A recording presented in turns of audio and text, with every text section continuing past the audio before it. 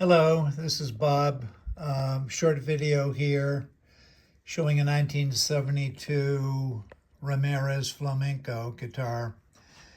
And the owner, Silvio, would like me to put either Pegheads brand tuners in it, which are right here.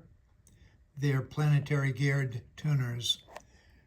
And I've done it before, so I had this little scrap piece of wood reamed properly to fit. Anyway, he either wanted me to use the Peghead brand or the Wittner brand from Germany. These don't require any glue. They're not threaded. Every peg is exactly the same. You just push them in until they fit tightly. Those are the Wittner. These are the peg heads. These are threaded. 3 of them are right, 3 of them are left. And they're tricky to install, but they work very well. I've already installed them. Anyway, getting back to this guitar, these are the original pegs. They are rosewood. And as you can see, the base ones protrude through about a 1/2 inch, or the A string is slightly more than a half. However, the trebles only protrude through 5/16 of an inch.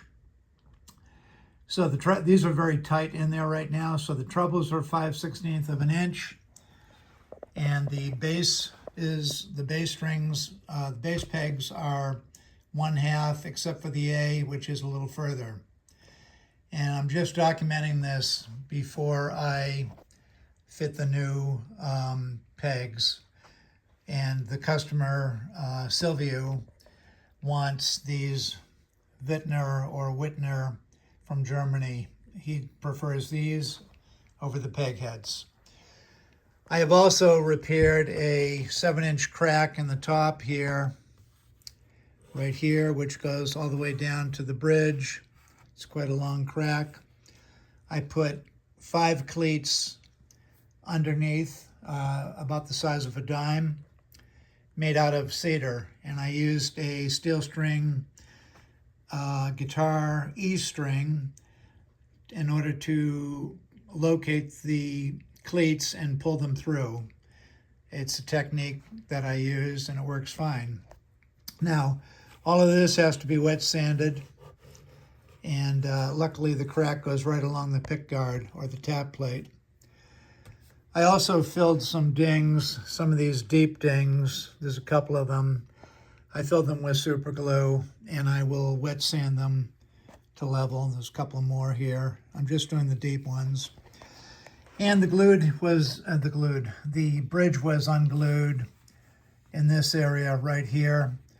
So I managed to work some epoxy in there and reglue it. And before I did the epoxy, I sanded it lightly.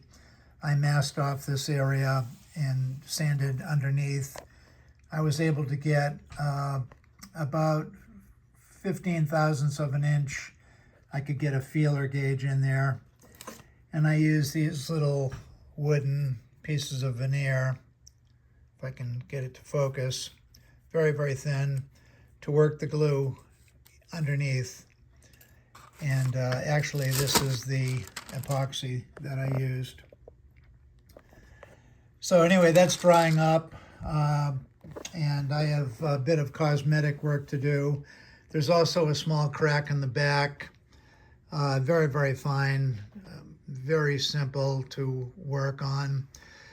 And that's it. I'm going to finish this up in a couple of days, hopefully.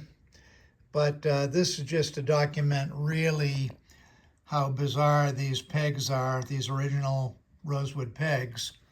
Somebody has fattened these holes on the base side, probably in order to give more take-up room for the string.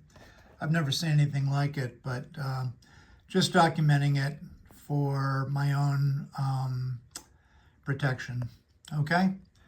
Bob Desmond signing out. It's I think it's the 6th of February, 2024.